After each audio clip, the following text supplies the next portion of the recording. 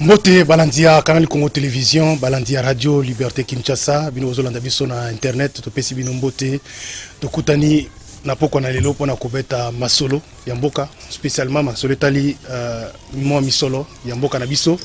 Tozoyoka ba dénonciation ezosalema na etali finance publique mingi penza na mukanda oyo inspection to pe inspecteur général ya finance a adressé pana mokonzi ya mboka pona ko talisa d'après les rapports yango situation ya finance na etali lifuti eza mwa koko soma kasi toyoki kuna na nzela ya tweet moko député provincial moko ya Peter Kazadi a réagi pona ko la ça que ministère ya finance to pe ministre ya finance azali à la base, il y a blocage, il y a les foutis, il y a frais de fonctionnement, il y a agent, il y a l'État.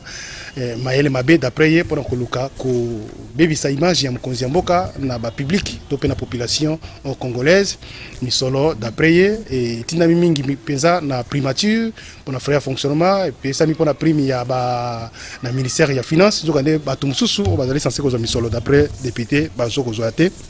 Tokobeta masolo na poko na lelo toyeba qu'est-ce qui se passe exactement, c'est quoi les problèmes ni nezo le kapona makambo etali misolo parce que bato basimira misolo bazaka toujours sujet makambo ebele na ko pona kobeta masolo wana tozana ndeko Jean Désiré Mbozi wa Mbozi oyo a signé mikolo abia zongi penza sali retour na nzela etando eke pona kopesa makanisi na ye aza prêt pona ko répondre ce que je demande pana population to pana bawazo kobenga ye kopesa makanisi na ye ndeko Jean Désiré Mbozi wa Mbozi mbote mbote mingi Jean Médard Liboso mbote na ba téléspectateurs boyamba mbote euti et pana yemei somi ekolo kumu ya Congo mona mboka Jean-Pierre Bemba Gombo prophète politique maître d'école Niragongo Uta Gemena. Merci ndeko Jean Désiré Mbonzi wa Mbonzi. Très rapidement na kotanga correspondance parce que na lingi ezala émission ya koumela te ezala ba point moko clé pour na ko expliquer pa na population natiki ba nini mususu wana na ka objet situation préoccupante des finances publiques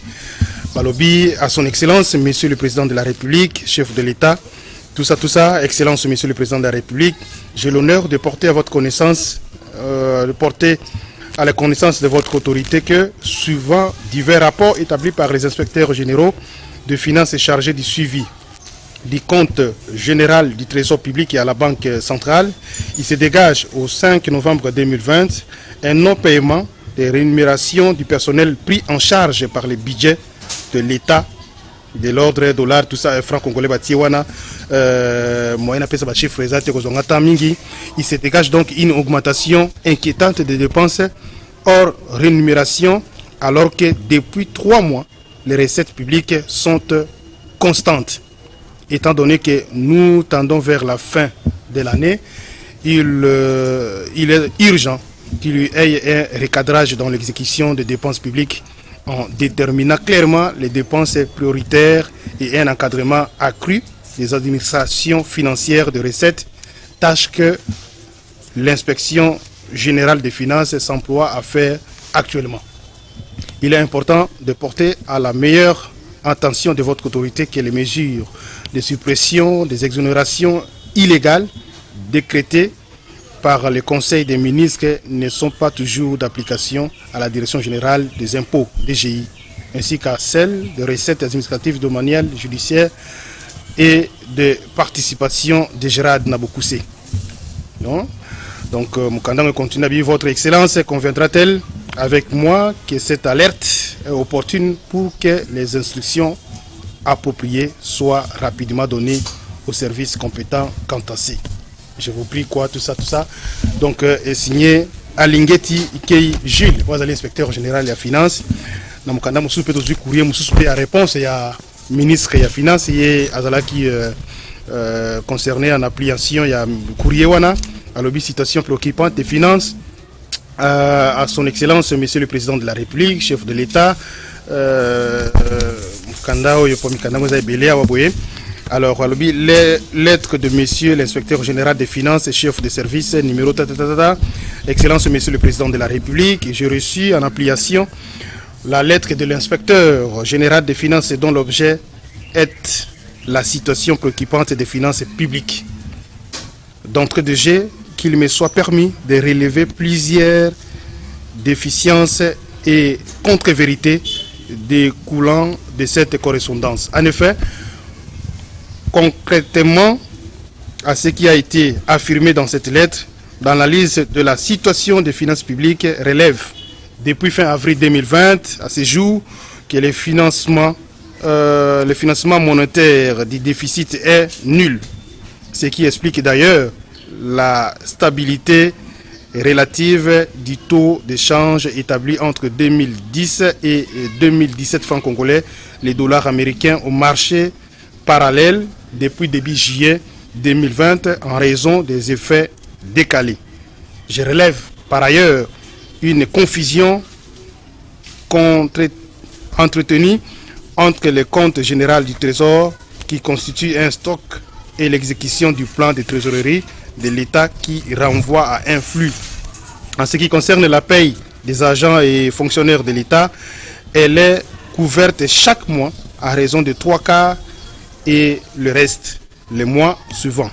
Ainsi, à fin septembre 2020, toutes les payes des agents et fonctionnaires de l'État ont été suite à Mkandango Namoni aussi.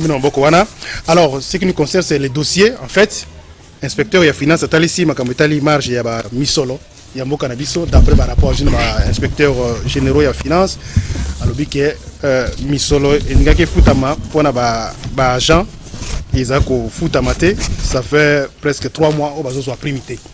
Namoni aux députés parce qu'on a alerté batubayaki komona yo de au senga ki pe le kapo pesa makanisi na yo. Oyo ki pe réponse ya ministre ya finance.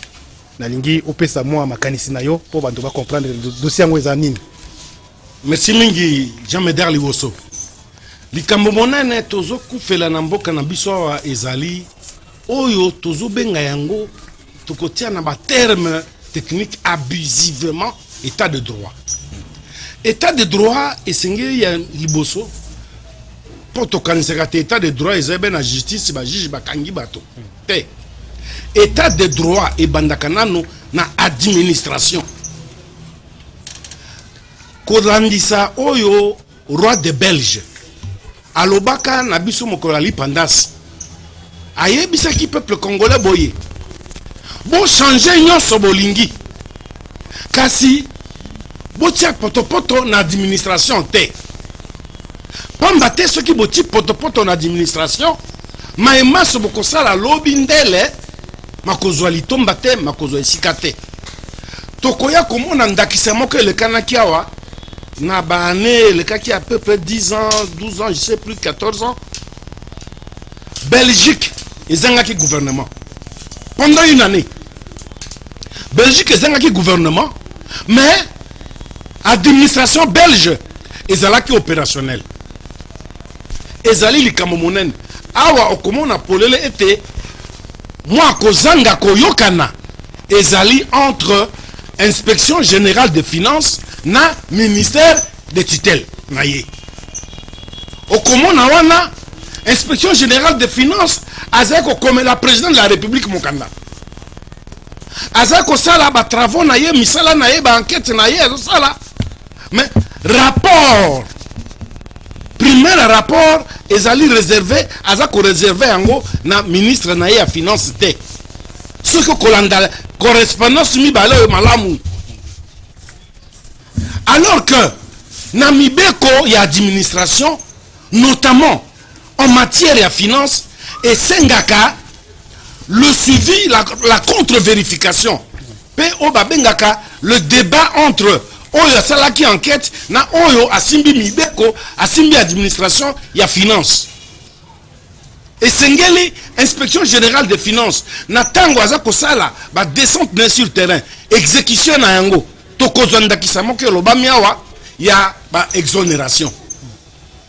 Gouvernement de la République a mitindo était ba exonération à lokuta nyonso ba exonération o ezali ya mayuya ya moibi ba kamata ba exonération na ba retirer bango ba document ba service technique o ezali chargé à co-exécuter en directement ezali DGI ezali DGRAT mais bango nano ba kokisi musala o wana te motango tope nombre ya baye bazaraki ko bénéficier na ba exonération ya lokuta motango ezali ebele pe ezali opération moko esengeli ko retracer et bandaka boni bakomi wapi bazali wapi pe ba opérateur économique yango bazalaka kosala misala yango mingi na ba poste nini nyonso wana ezosala te ngonga molai eza kolekana pe okomona te ba recette ya ville ya province plutôt ya mboka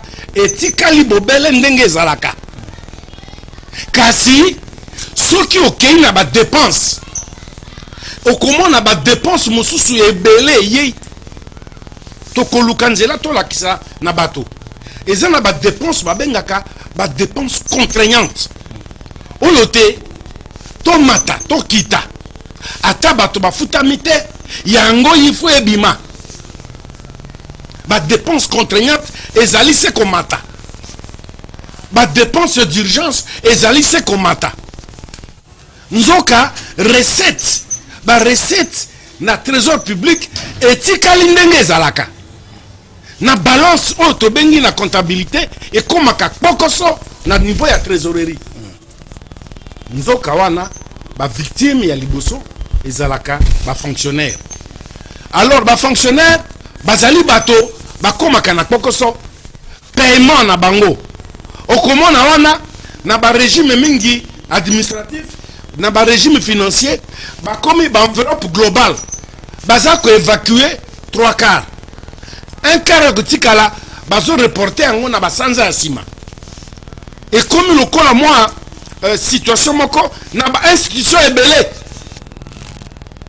bakomi kosala ba paiement misusu à compte goutte tozali ko subir yango ko vivre yango na ba institution.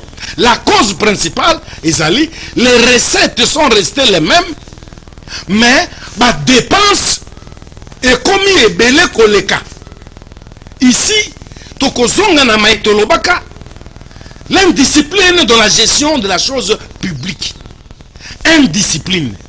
C'est-à-dire, tozo kotisa makambo lolenge nini nzela ya kobimisa mosolo ezaibe kobima kasi recette o ezeko ya po evanda kana kati na trésorerie soki to kosala dépense to sala kasi entrée ezalite dépense eleki mingi siko eza kozwa ba incidence na kati ya maye l'état azana yango en priorité na kati ya ba priorité ya administration ezalaka entre autres ba salaire ya ba fonctionnaire pasi alors ezali manque ya collaboration ezali nini koluka kotia bon c'est vrai que bakambo komi nango siko mikolo kwa moi politique eza moi mingi tu es comme peu moi politique na kati aux autres la problème eza na niveau nini parce que ceux qui ont niveau lobby on a autant en correspondance vous sentez que même ceux qui directement adressés par la ministre de la Finance mais parce que les services sont concernés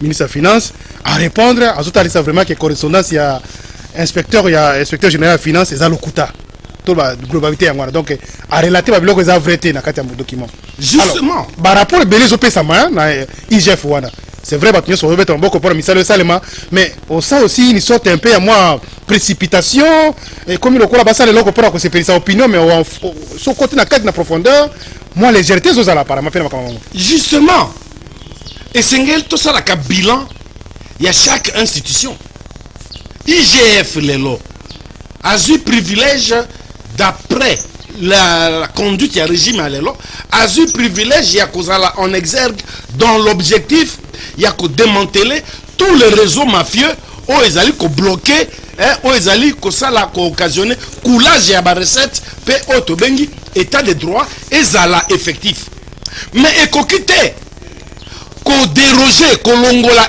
IGF Institut général de finances, Institut général de finances, inspection générale plutôt, et koki kolongola ye na molongo administratif te.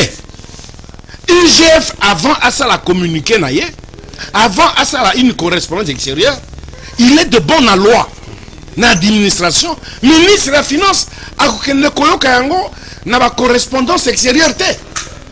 Ça devient une anomalie. L'IGF n'est pas un ministère. Ils ont départementé.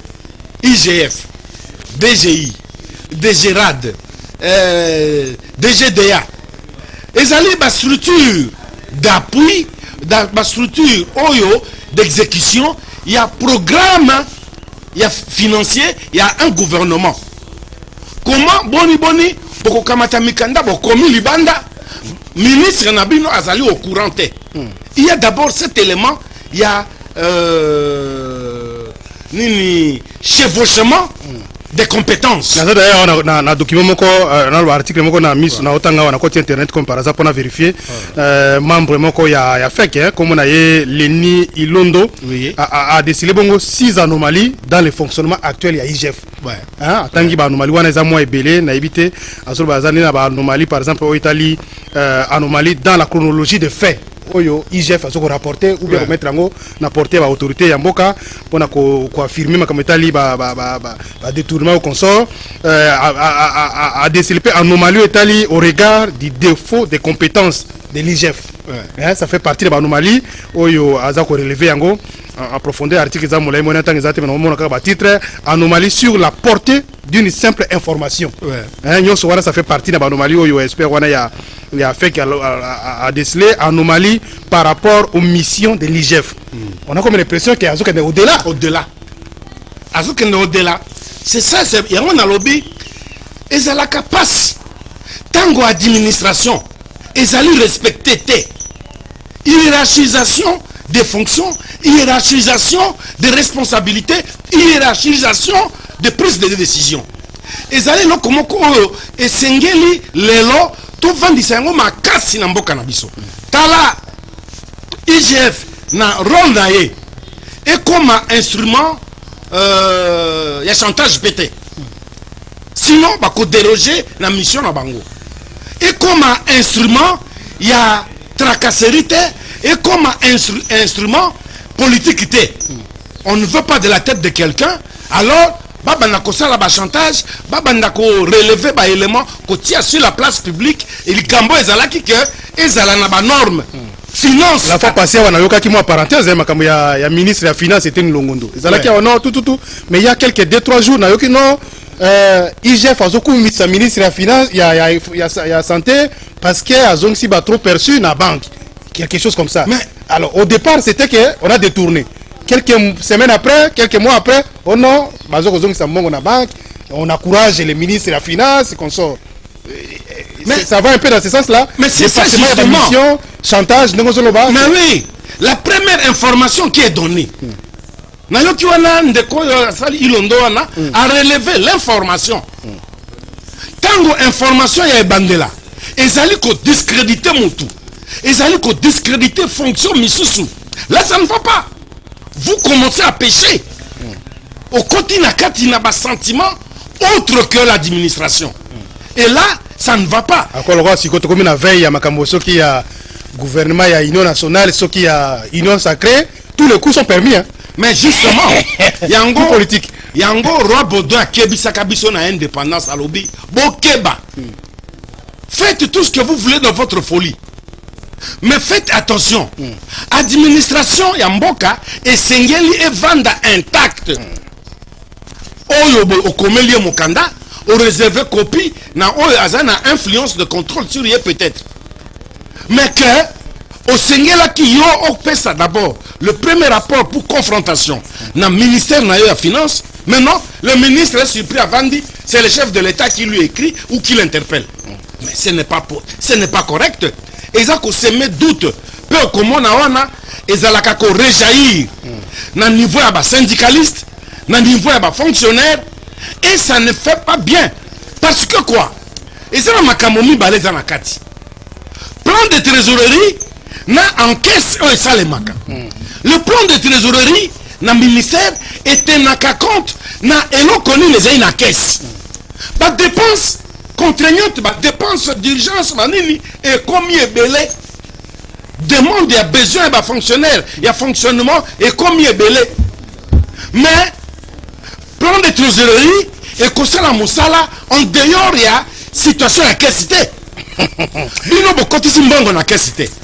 Mais comment boko senga, va pesa bino mbongo oyo ezalité. Un collègue non député provincial Peter a dénoncé hein abima politique il y a ministre des finances ils a apparemment bien été d'ailleurs Kalaté ba uti ko pesa d'après ba pesa ba prime mbongo belé à faire fonctionnement primature ba pesi ba prime na ba agent ya ministère finance mais ba tout mususu bazo galérer ba mususu bazo le lanzala c'est comme si un peu politique moi ils avaient pas koluka ko ça ni ko exposer peut-être le président de la République face na opinion face na population balinga été. Non, je pense que la question n'est pas tellement au-delà d'un niveau comme une question politique hein. Et comme quoi politique, ça n'a rien à voir avec le président de la République. Vous êtes expert dans la finance publique. Mais oui, gestion en finance publique. Ça n'a rien à voir avec le président de la République.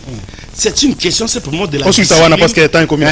Ezali kaka likambo etali discipline administrative d'abord. Les subalternes doivent apprendre désormais à se référer à l'autorité. Tango azaï na une question avant ebima kenda libanda et sengeli a zoanano avis et considération. Il y a la première autorité directe naïe. Ensuite, avec ce concours, ce qui techniquement, aux alliés convaincants, très bien. Et que hier, ça la obstruction, dans le rapport, très bien. Mais tout de suite, au comment on a qu'un rapport, il y a IGF, et les alliés ont tassé de beaucoup d'irrégularités. On découvre, on décèle là-bas 6 anomalies. 6 anomalies, et qu'on risquait même de décrédibiliser le rapport au Yoko Sala. Le rapport nayo, et qu'on a un risque, parce que ils ont la précipitation, parce que ils ont sur base de rumeurs, parce que ils ont sur base de pression injustifiée. Alors que ceux qui n'ont monté ma pio, IGF a se référé régulièrement dans le ministère, bah ça li confrontation. Ministère des Finances. Il y a finance, comme ça, bah ça li confrontation, bah ça li banini, ok, allez. Au contraire, le ministre de la Finance a accompagné des déclarations, il y a IGF, a soutenir Yango. Alors, c'est très inquiétant, tout le monde est comme le cola, Cuba, Lukana, mais ça profite à qui finalement? Ici, il est démontré clairement que la recette est stagnante, ils ont changé de tête. Mais la dépense, dépenses contraignantes et comme il est belé dans l'entretemps, plan de trésorerie et que ça par rapport à la recette, par rapport au côté de la caisse et non par rapport à la dépense contraignante. Merci. Et là, il ne peut y avoir que des victimes. Merci Ndeko Désiré. Peut-être le Bayasuka 10 secondes sur les alliés. Lilo Bayasuka, Toli pour ça. Toli to kopé ça mingi na bato administration. Au comment n'est pas syndicaliste. Pe tango mususu ba memaka pe bakambi na ba faute ba erreur ebelé nazai na moi information moko ya régie des eaux ka ya régie des eaux par exemple na landi même communiquer na bango je crois na Top Congo on va menacer les 24 pas mais c'est grave ça peut-être même prochainement parce que merci Ndeko Désiré Mozi Mozi député provincial aux alliés experts na finance publique c'est ça merci beaucoup na ndengo yaki pesa moi toli na oza ko leka mbutu mutu na ba correspondance comme libiso aboye tous na ba réseaux sociaux to uti ko bimisa yango il fallait pesa moi lumière pour comprendre merci na équipe technique Doudou Montiri TV pe Moro asimaki caméra Christian Zalaki na régie botika malamu nde tokutani lobby pona makamususu merci.